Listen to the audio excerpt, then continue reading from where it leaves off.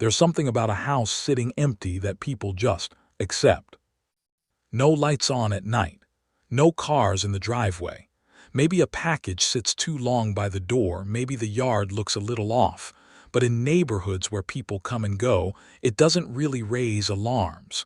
It blends in. It becomes part of the background. And that's exactly what happened here. But before we go any further, I'm curious. Where are you watching this from? Drop your location in the comments. It's always interesting seeing how far stories like this travel, and how many different places end up paying attention to the same mystery. Now, here's the part I keep coming back to. Right next to Nancy Guthrie's home in Tucson, there was a house that everyone believed was empty. Neighbors said it had been quiet. No activity. No reason to think twice about it. Just another vacant property in a neighborhood where rentals turn over and construction shifts things every few years. On the surface, it made sense. But here, where things start to shift.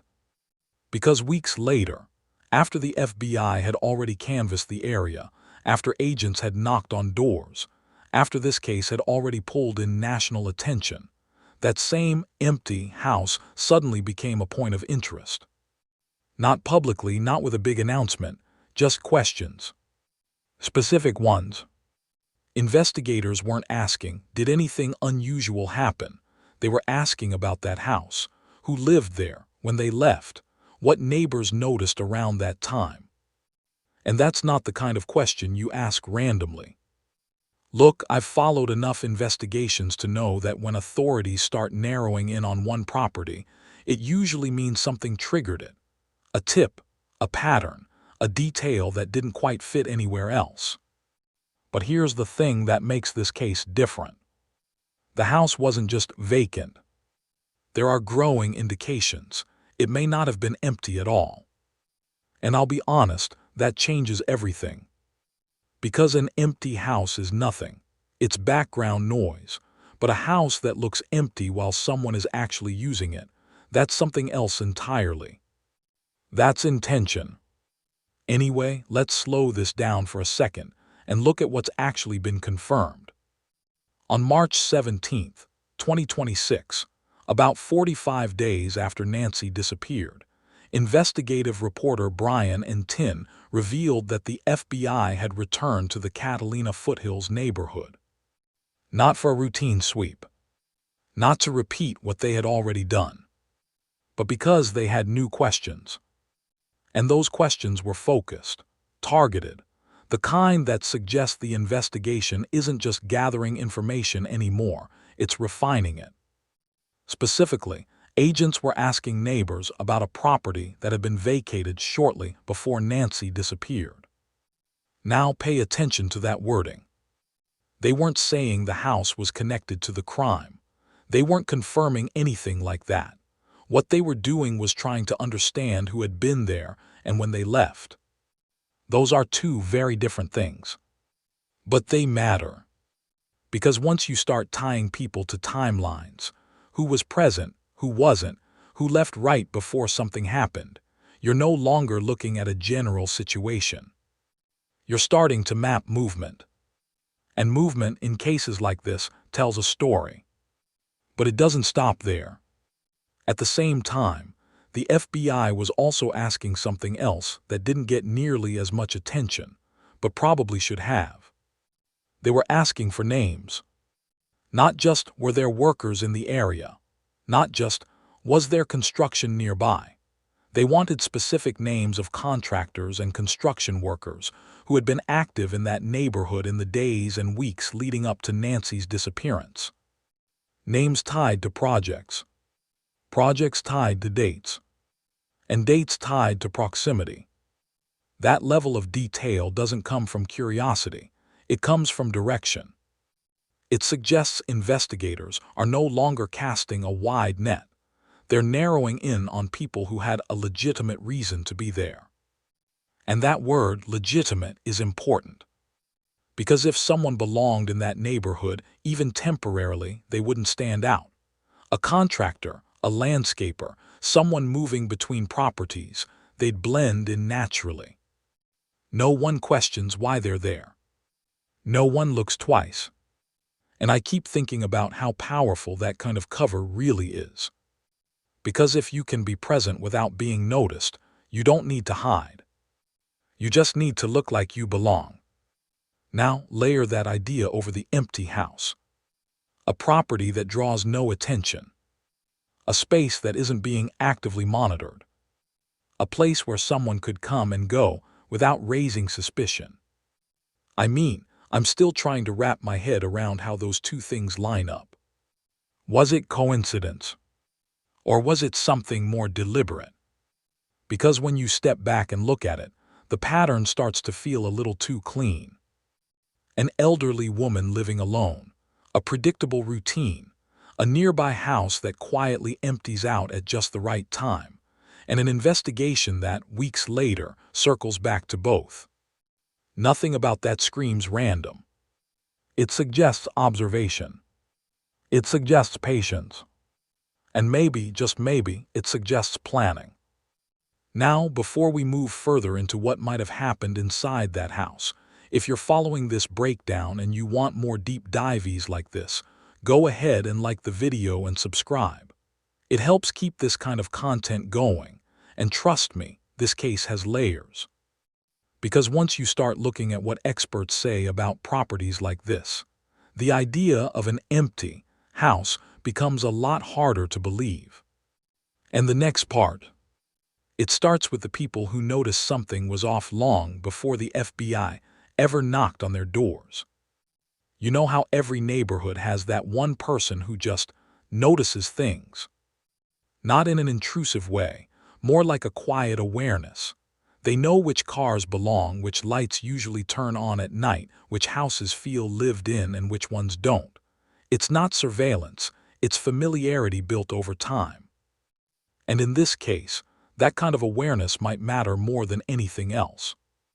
Because before the FBI ever zeroed in on that empty house, two neighbors were already talking about it. Not publicly at first, just observations, small things that didn't quite line up. And I keep thinking about how often that happens, how a community senses something before an investigation catches up to it. The first neighbor is Aldine Meister. She's lived in that area for nearly 30 years. And that matters because someone who's been in the same place that long develops a kind of internal baseline. You don't just see your surroundings, you understand them. You know what normal looks like. And more importantly, you know when something is. So when Aldine noticed that the neighbors next door had moved out, it didn't just register as routine turnover. It stayed with her. Enough that she actually told investigators directly that they should check that house. Not casually, not as an afterthought. As something she felt needed attention.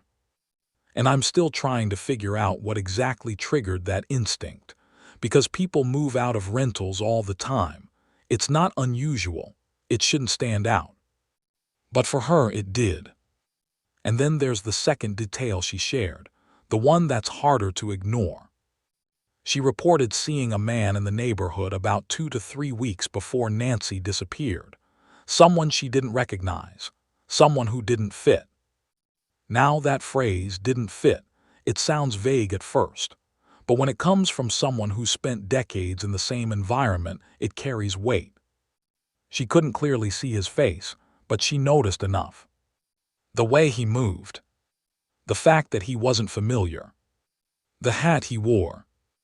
And she tracked him visually long enough to come away with a conclusion that stuck. He didn't belong there. Look, that kind of observation isn't proof of anything on its own. It's just a moment, a snapshot. But place it next to everything else, and it starts to feel less isolated. Because now you have a stranger appearing in the same time window that a nearby house quietly becomes vacant. And that's where things start to overlap. The second neighbor, Laura Gargano, noticed something different, but equally important. She wasn't focused on a person. She was focused on absence. She realized that a rental property nearby had emptied out right around the time Nancy disappeared. The car that used to be there, gone. The usual signs of occupancy, no longer there. And she didn't just assume it was nothing. She checked with other neighbors, compared notes, made sure it wasn't just her misreading the situation. And when it held up, when others confirmed the same shift, she called investigators. Because that's what people do when something feels off, even if they can't fully explain why. Now here, where it gets interesting. These two observations didn't come from the same angle. One person noticed a stranger. Another noticed a property changing state. Different vantage points, different details. But they both point to the same window of time. 2 to 3 weeks before Nancy disappeared, and the days immediately surrounding it. And when you line those timelines up, it creates something investigators pay very close attention to. Convergence. Because it's one thing for a single unusual detail to appear in isolation. That happens all the time. But when separate observations, made by different people, start overlapping in the same time frame and the same location, that's when it becomes harder to dismiss. And here's the part I keep coming back to. Weeks later, the FBI shows up and starts asking questions that sound very familiar. About that house. About who lived there. About when they left. In other words, the same things those neighbors had already been thinking about. And I don't think that's coincidence. It feels more like the investigation catching up. Because tips don't always lead to immediate action. Sometimes they sit.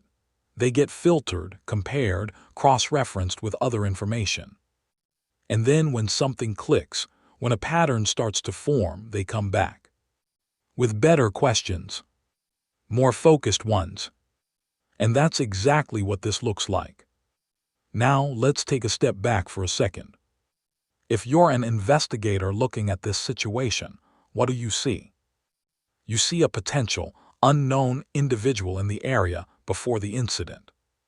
You see a nearby property that becomes vacant at a very specific time. You see multiple residents independently noticing these details. And you see a timeline that doesn't quite follow a normal pattern. That's not proof, but it's direction. And direction is what moves an investigation forward. Because at some point you stop asking, what happened? And you start asking, where would someone position themselves if they were planning this? That's the shift. From reaction to intent. And once you start thinking in terms of intent, that empty house stops looking like background noise. It starts looking like a possibility. A place where someone could be present without being questioned. A place where observation could happen quietly. A place where time could be spent without drawing attention. I mean, think about it. If someone wanted to watch a neighborhood, really watch it, not just pass through, you'd need a reason to be there repeatedly. You'd need a location. Somewhere close enough to see patterns, to understand routines, to know when someone leaves, when they return, when they're alone.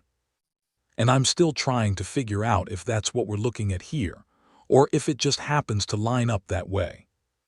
Because the difference between coincidence and preparation is usually time. And in this case, there was enough time. Weeks. Which brings us to the next part. What experts, people who have actually worked cases like this, say about properties like that. Because once you hear how a vacant house can be used in a situation like this, it changes the way you see everything that came before it. At some point, you stop looking at a place for what it appears to be and start looking at it for what it could have been used for. And that's where this case takes a different turn. Because once you consider the possibility that the house wasn't actually empty, that someone may have been inside it, even temporarily, you're not just talking about a property anymore.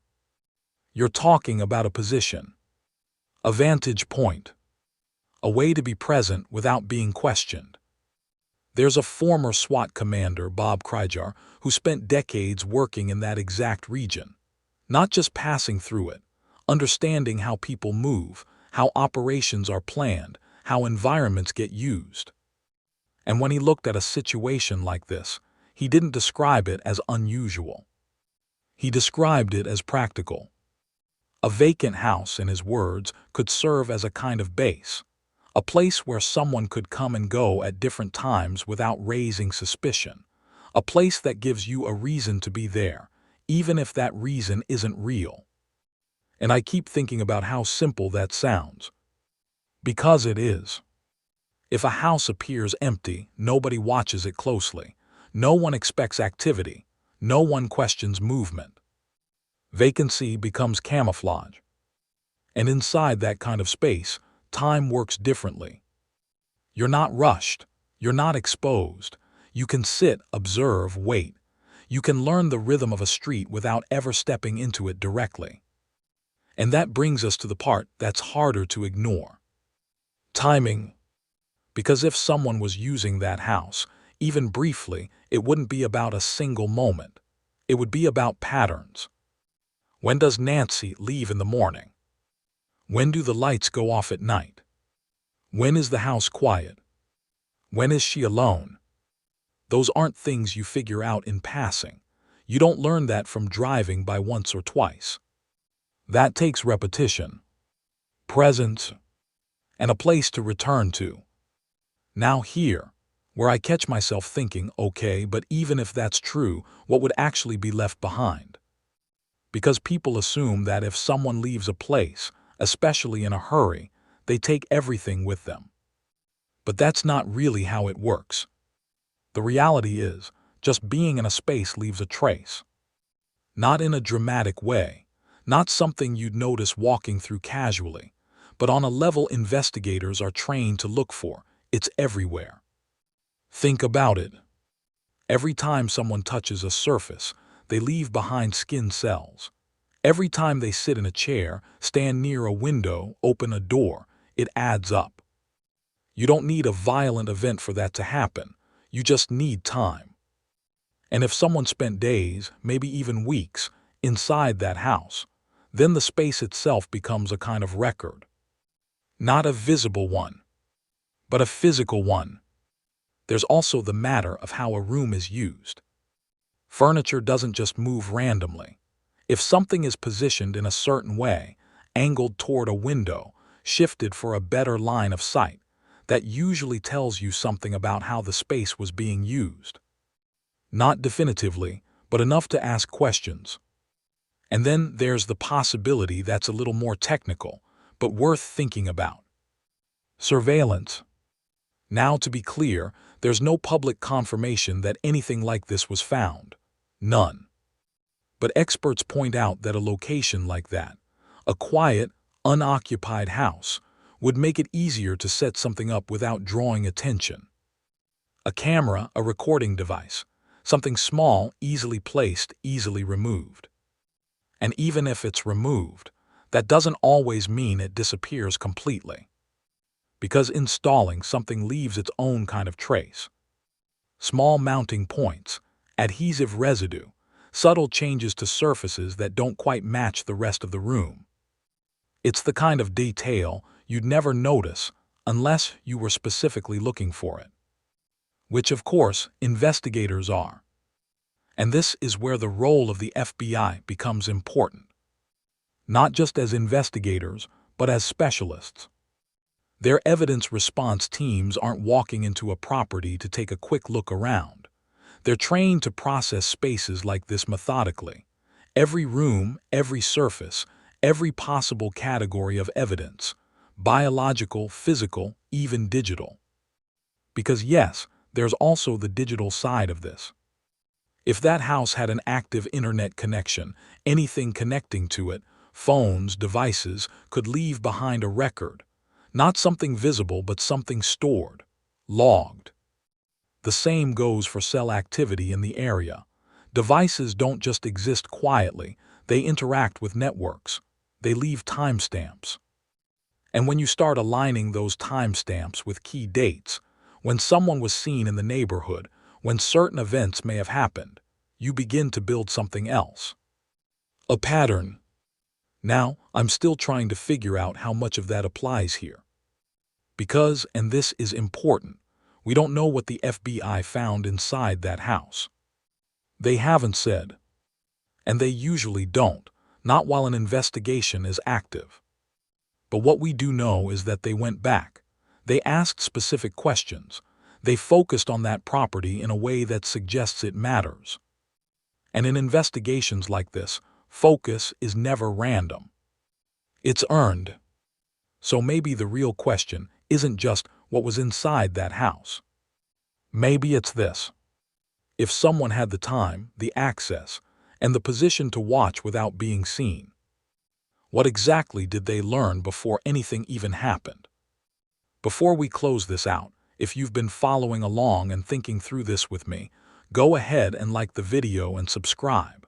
It genuinely helps keep these deep dives going, and there's always more beneath the surface in cases like this. Because the more you sit with it, the harder it is to shake one idea. That nothing here feels rushed. Nothing feels accidental. It feels observed. And if that's true, if someone really was watching, learning, waiting, then the part we're seeing now might not be where this story started. It might just be where we finally noticed it.